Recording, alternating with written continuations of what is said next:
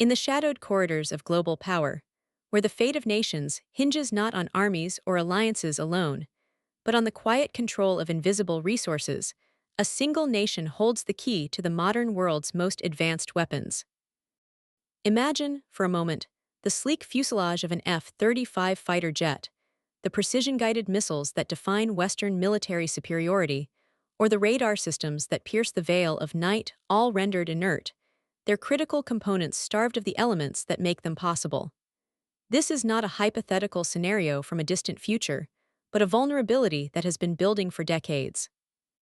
China, through its near-total dominance over the processing of rare earth elements, has positioned itself as the gatekeeper to the technologies that underpin Western defense.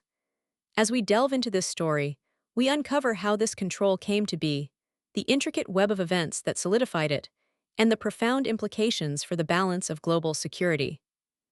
To understand the gravity of this situation, we must first grasp what rare earth elements are and why they matter so profoundly. Rare earth elements, often abbreviated as REs, are a group of 17 metallic elements found in the periodic table. They include scandium, yttrium, and the 15 lanthanides: lanthanum, cerium, praseodymium, neodymium, promethium, samarium, europium, gadolinium, terbium, dysprosium, holmium, erbium, thulium, ytterbium, and lutetium.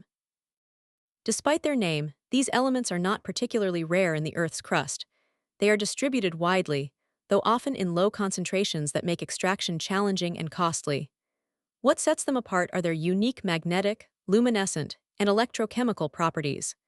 For instance, neodymium and dysprosium enable the creation of powerful permanent magnets that are lightweight and resistant to demagnetization at high temperatures. Samarium and gadolinium contribute to materials that can withstand extreme conditions, while europium and terbium are vital for phosphors in lighting and displays. These properties make rare earth elements indispensable in a vast array of technologies. In civilian applications, they appear in everything from smartphone screens and electric vehicle motors to wind turbine generators and medical imaging devices. But it is in the realm of military technology where their absence would be most acutely felt.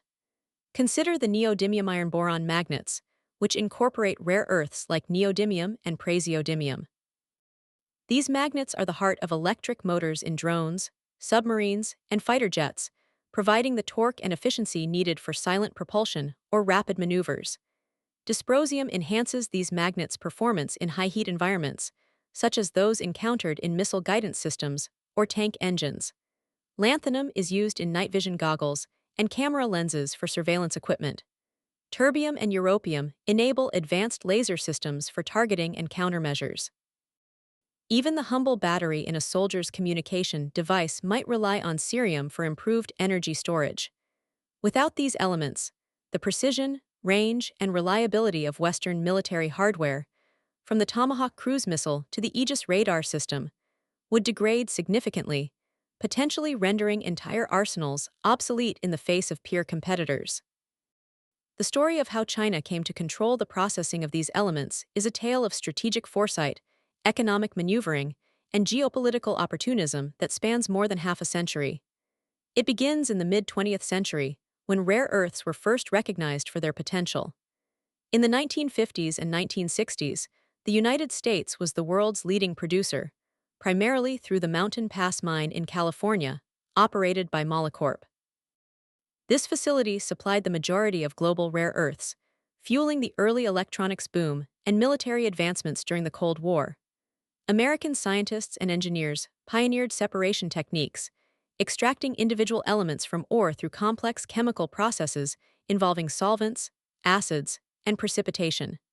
However, environmental regulations in the U.S. began to tighten in the 1970s, increasing costs for waste management and pollution control. Mining rare earths produces radioactive byproducts like thorium and uranium, which require careful handling to avoid contaminating water sources and soil. Meanwhile, in China, a different approach was emerging. Under Deng Xiaoping's reforms in the late 1970s, the country identified rare earths as a strategic resource. Deng himself reportedly remarked in 1992 that the Middle East has oil, China has rare earths, underscoring their value. China invested heavily in research and development, sending engineers abroad, including to Mountain Pass, to study Western techniques. By the 1980s, Chinese state-owned enterprises began ramping up production at sites like Bayan Obo in Inner Mongolia, the world's largest rare earth deposit. They adopted labor-intensive methods and lax environmental standards, allowing them to undercut global prices dramatically. Ore that cost $30 per kilogram to process in the US could be done for a fraction in China. This price war flooded the market, driving Western producers out of business. Mountain Pass, for example, suspended operations in 2002 after a series of environmental incidents and economic pressures, leaving a void that China eagerly filled. Step by step, China's dominance solidified. In the 1990s, the government consolidated control through policies that restricted foreign investment in rare earth mining and mandated technology transfers for any international partnerships. By 2000, China produced about 85% of the world's rare earth oxides. But mining is only the first step. Processing, separating the elements into usable forms, is where true value lies. This involves crushing ore, leaching with acids, and solvent extraction to isolate pure compounds. China mastered these techniques, building vast facilities in provinces like Jiangxi and Guangdong. By 2010, they controlled over 95% of global processing capacity. A pivotal moment came that year when China temporarily halted exports to Japan amid a territorial dispute over the Senkaku Islands, causing prices to spike globally and highlighting the risks of dependency. This event awakened Western governments to the vulnerability, but responses were slow. The 2010s saw China further entrench its position through vertical integration. State-backed companies like China Northern Rare Earth Group and China Rare Earth Group merged operations, controlling everything from mining to magnet production. Subsidies, low-interest loans, and export quotas kept prices low for domestic users while manipulating global markets. Environmental costs were high, acid mine drainage polluted rivers, and workers faced health risks from radiation. But these were often overlooked in pursuit of dominance. By the early 2020s, China mined about 60 to 70% of global rare earths and processed over 90%, including nearly all heavy rare earths like dysprosium and terbium, which are scarcer and more valuable for military applications. Heavy rare earths, found in smaller deposits, require even more sophisticated separation, and China's monopoly here is particularly acute. Recent events have escalated this control into overt geopolitical leverage. In December 2023, China banned the export of rare earth extraction and separation technologies, preventing foreign entities from building independent processing capabilities. This was followed in April 2025 by restrictions from the Ministry of Commerce on rare earth products and equipment. Then, on October 9, 2025, further controls were announced, extending to magnets and any products containing even trace amounts of Chinese rare earths. These measures require export licenses, with explicit prohibitions on sales to foreign militaries. The stated rationale was national security and resource conservation, but the timing, amid heightened US-China tensions over tariffs and technology, suggested a strategic response to Western chip export bans. In November 2025, China paused some restrictions for a year as part of trade negotiations, but the levers of control remain firmly in place, allowing selective enforcement. Beneath the surface of these official actions lie hidden factors that have enabled China's grip. One is the environmental toll. Processing rare earths generates massive waste, up to 2,000 tons of toxic sludge per ton of product. In China, lax regulations until recently allowed this to be dumped cheaply, subsidizing costs indirectly. State ownership means companies operate with long-term strategic goals rather than short-term profits, absorbing losses to maintain market share. Another factor is intellectual property. Through joint ventures, China acquired Western know-how, then refined it. Less discussed is the role of illegal mining, small-scale operations in southern China that evade quotas, flooding the black market and undercutting legal producers elsewhere. Corruption and smuggling have also played parts, with rare earths sometimes exported disguised as other minerals. Geologically, while rare earths exist worldwide, Australia has significant reserves, as does Brazil and Vietnam, processing expertise is concentrated in China due to decades of investment. Western firms hesitate to invest because of volatile prices manipulated by Chinese quotas. The implications for Western military technology are stark and multifaceted. Rare earths are not just components, they are enablers of superiority. In the F-35 Lightning II, for example, rare earth magnets drive the electro-optical targeting system and the helmet-mounted display, allowing pilots to see through the aircraft. Without them, accuracy drops. Tomahawk missiles rely on terbium for inertial navigation. Hypersonic weapons, a frontier in U.S. defense, need dysprosium-alloyed materials for heat resistance. A cutoff could halt production lines. The U.S. Department of Defense estimates it consumes about 750 tons of rare earths annually, mostly from Chinese processed sources. In a prolonged conflict, stockpiles might last months, but resupply would be impossible, making advanced tech obsolete against adversaries with secure supplies. This dependency extends beyond hardware to innovation. Research into next-generation weapons, like directed energy lasers or quantum sensors, requires rare earths for prototypes. Delays in procurement could slow development, widening technological gaps. Economically, the defense industry supports millions of jobs. Disruptions ripple through contractors like Lockheed Martin and Raytheon. Geopolitically, allies like Japan and South Korea face similar risks, straining alliances. For instance, Australia's defense exports, reliant on U.S. tech, could falter. Western efforts to counter this have accelerated, though challenges persist. The U.S. has revived Mountain Pass, now operated by MP Materials, which ships ore to China for processing, but aims for domestic separation by 2026. In 2025, the Department of Defense invested over $439 million in supply chain initiatives, including recycling programs to recover rare earths from scrap electronics. Australia's Lena's Rare Earths, the largest non-Chinese processor, expanded output in 2025, tripling mined oxides and building a Texas facility with U.S. funding. The U.S.-Australia Framework for Critical Minerals, signed in October 2025, facilitates joint mining and processing. Europe has launched the Critical Raw Materials Act, funding projects in Sweden and Germany. Recycling is key. Urban mining from e-waste could supply 20–30% of needs by 2030, reducing dependency. Yet these efforts face hurdles: high costs, environmental opposition, and time lags. Full diversification might take a decade.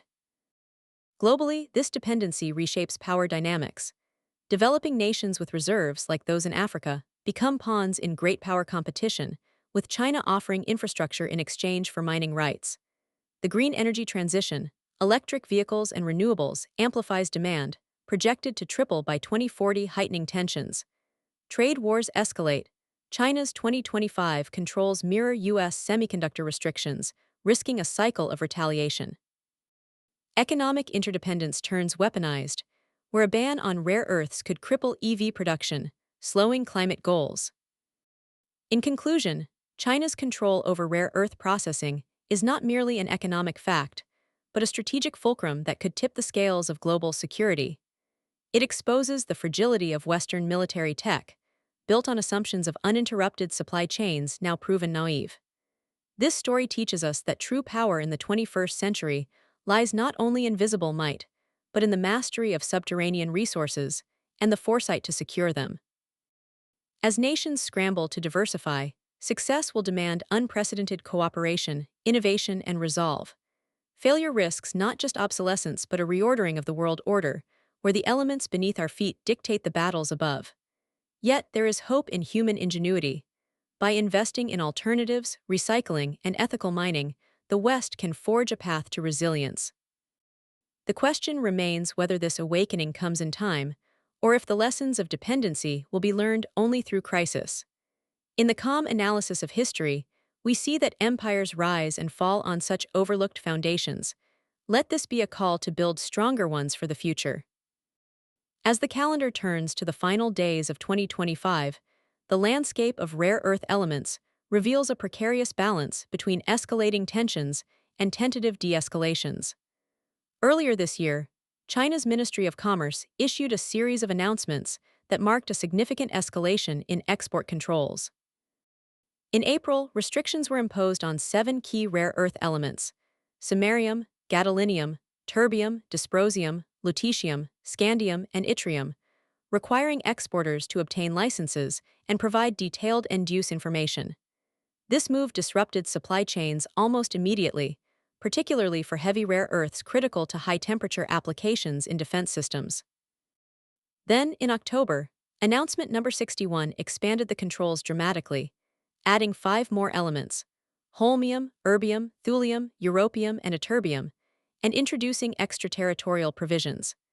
These required foreign companies to seek Chinese licenses for exporting products containing even trace amounts of Chinese-origin rare earths or those produced using Chinese technologies, with thresholds as low as 0.1% by value. Controls on processing equipment and permanent magnets were also tightened, with many provisions set to fully activate on December 1. These measures were framed by Beijing as necessary for national security and resource conservation. But their timing aligned closely with retaliatory responses to U.S. tariffs and export restrictions on semiconductors. The potential impact was profound. Licenses for military end uses were to be presumptively denied, threatening direct cutoffs to Western defense contractors. For instance, samarium cobalt magnets, essential for the heat-resistant fins in Tomahawk missiles and various guidance systems, faced acute shortages, as samarium processing remains almost exclusively Chinese. U.S. defense firms scrambled, drawing on limited stockpiles and alternative sourcing, including a temporary arrangement involving European stockpiles of legacy material. Production lines for advanced weapons teetered on the edge, underscoring how dependency could translate into operational vulnerability in a crisis. Yet, as December approached, diplomatic interventions altered the trajectory. High-level negotiations between Presidents Trump and Xi, including a summit in late 2025, yielded agreements to ease certain pressures. China suspended the implementation of the October extraterritorial controls and additional element restrictions for 1 year, extending until November 2026. Streamlined licensing processes were introduced, accelerating approvals for non-military customers and restoring some flow to civilian sectors like electric vehicles and renewables.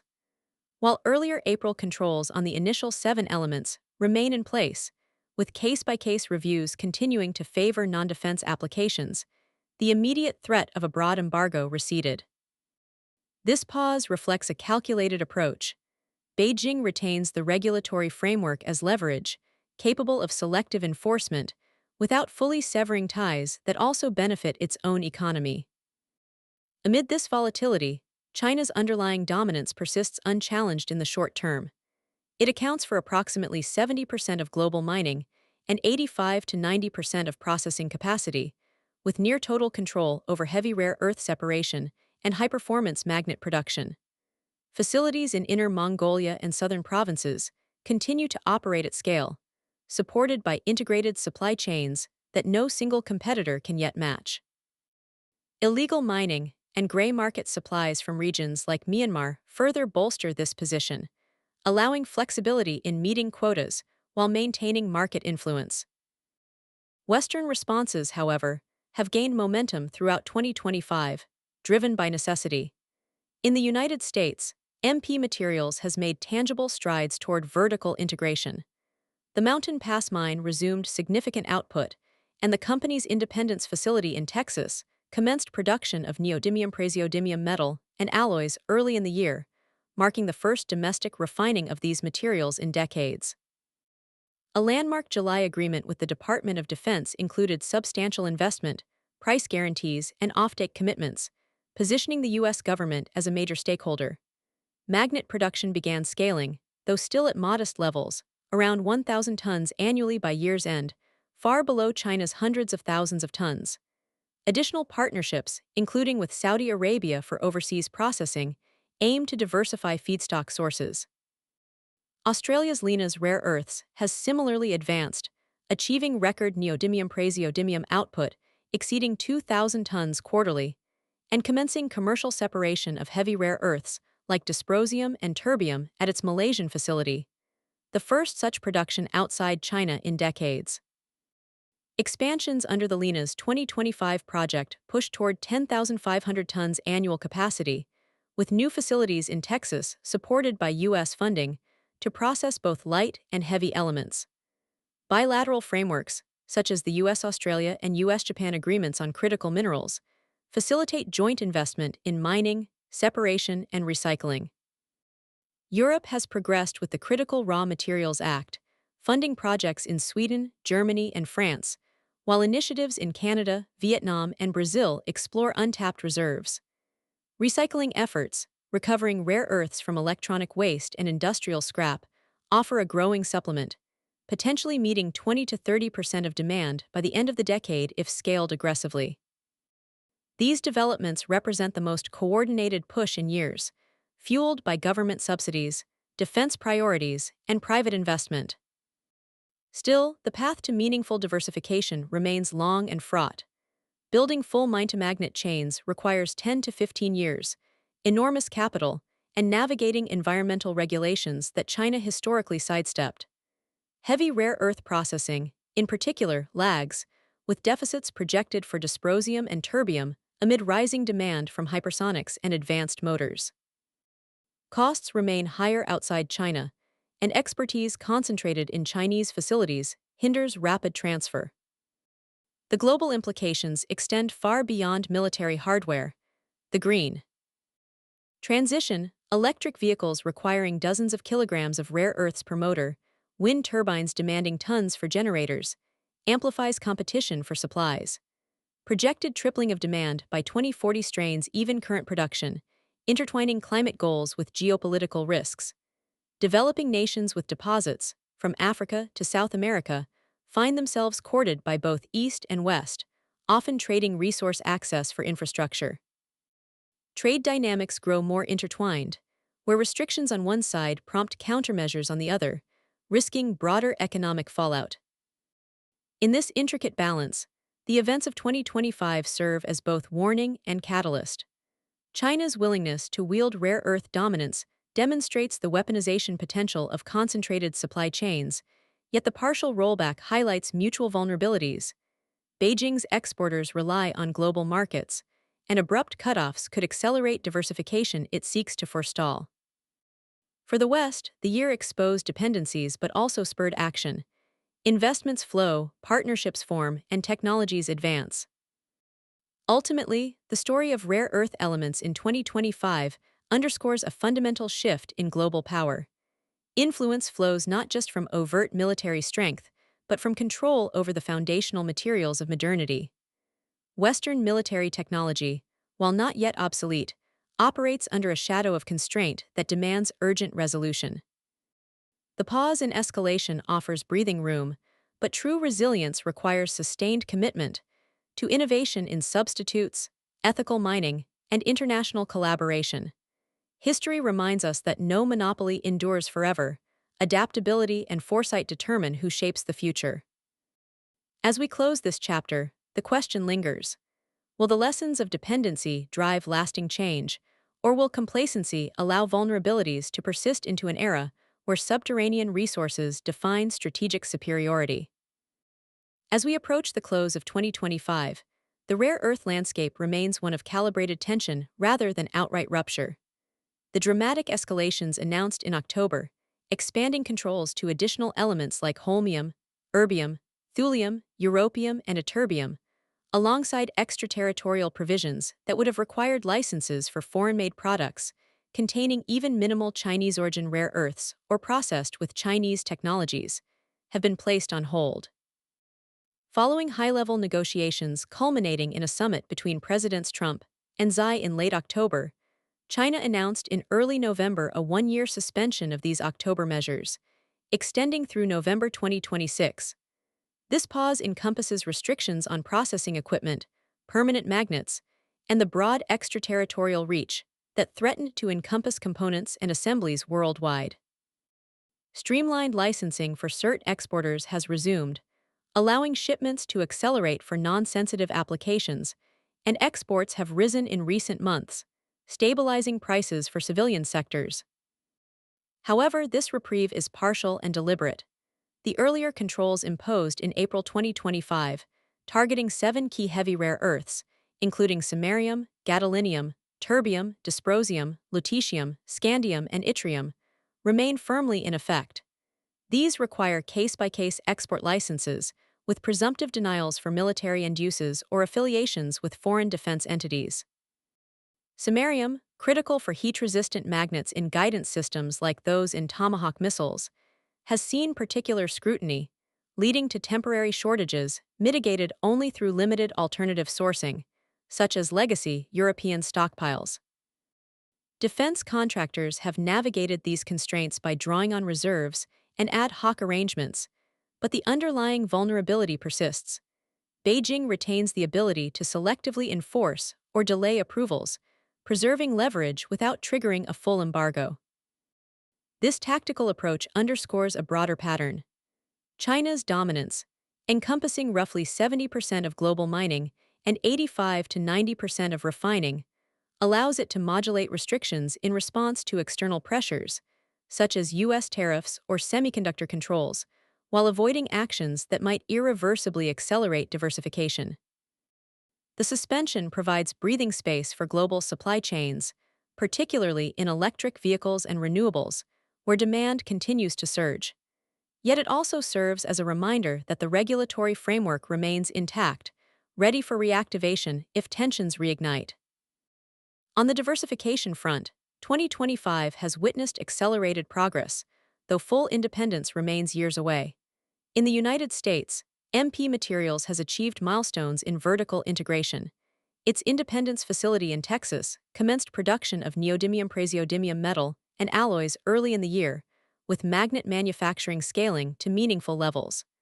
A major public-private partnership with the Department of Defense, including substantial investments and offtake commitments, has positioned the government as a key stakeholder, de-risking expansion. Production records were set in multiple quarters, reflecting growing domestic capacity for light rare earths. Australia's Lena's rare earths has similarly advanced, achieving record outputs of neodymium-praseodymium oxide and commencing commercial separation of heavy rare earths like dysprosium and terbium at its Malaysian facility, the first such production outside China in decades. Expansions in Texas, supported by U.S. funding, target both light and heavy elements, aiming for capacities in the thousands of tons annually. Bilateral agreements between the U.S., Australia, Japan, and others have facilitated joint investments in mining, processing, and recycling. Additional initiatives include substantial U.S. Department of Energy funding for recovery from waste streams and unconventional sources, European programs under the Critical Raw Materials Act, and emerging projects in Canada, Brazil, and Vietnam. Recycling technologies, capable of supplying a growing share of demand through urban mining of electronics, are scaling with government backing. These efforts, while promising, confront persistent challenges. Higher costs compared to Chinese operations, environmental and permitting hurdles, and the time required, often a decade or more, to build complete mine-to-magnet chains. The events of late 2025 highlight the intertwined nature of economics and security in critical minerals. The partial suspension averts immediate crises, but does not resolve the structural dependency that renders Western military technology susceptible to disruption. Advanced systems, from hypersonic weapons requiring dysprosium for thermal resistance to precision electronics reliant on terbium, continue to operate under the shadow of potential constraints. Stockpiles provide short-term buffers, but sustained conflict or renewed restrictions could expose gaps, particularly in heavy rare earths where alternatives lag. Globally, the implications ripple outward.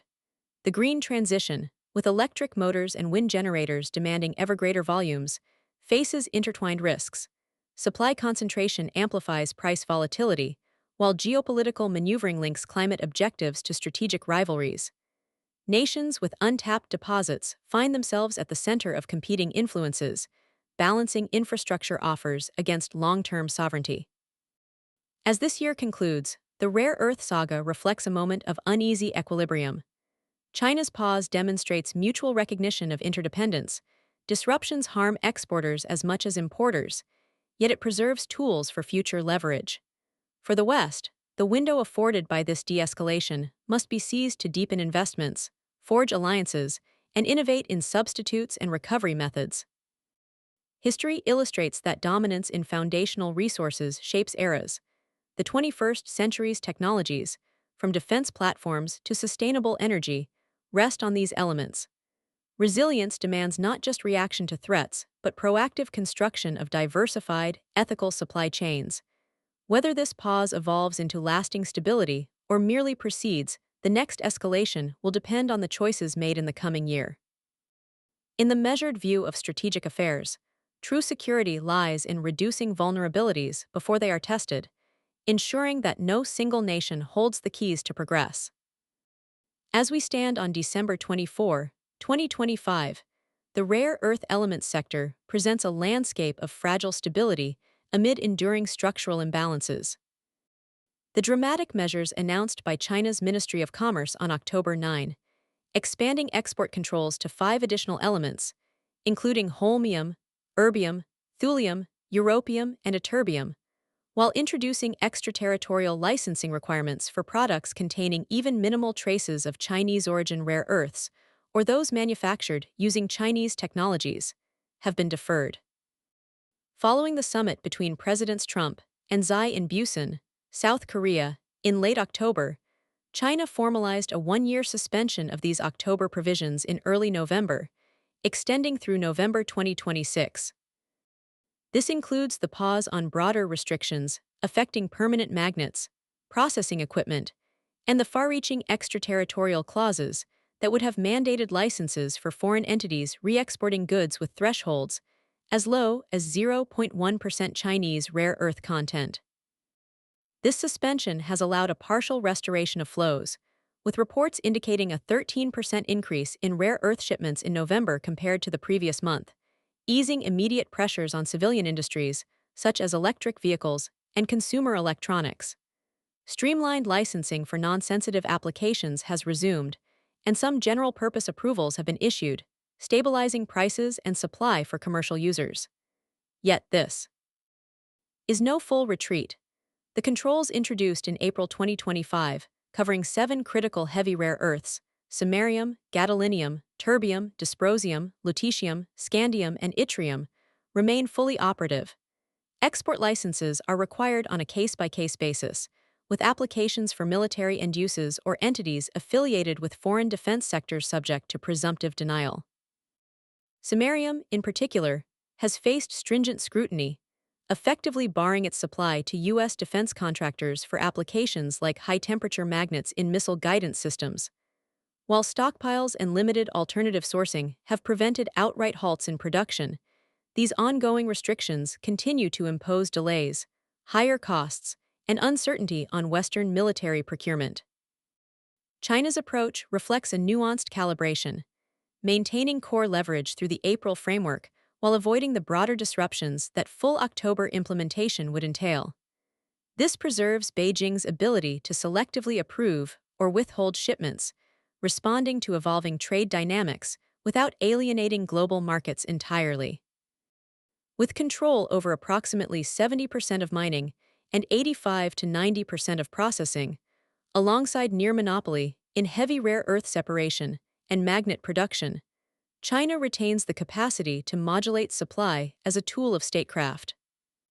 Progress in Western diversification efforts has continued apace throughout the latter half of 2025, though the scale remains modest relative to China's entrenched position. MP Materials has advanced its vertical integration, achieving commercial production of neodymium-praseodymium metal, alloys, and magnets at its Texas facilities, supported by significant Department of Defense partnerships and offtake agreements. Output has reached record levels for light rare earths, with magnet production scaling toward thousands of tons annually by early 2026 projections.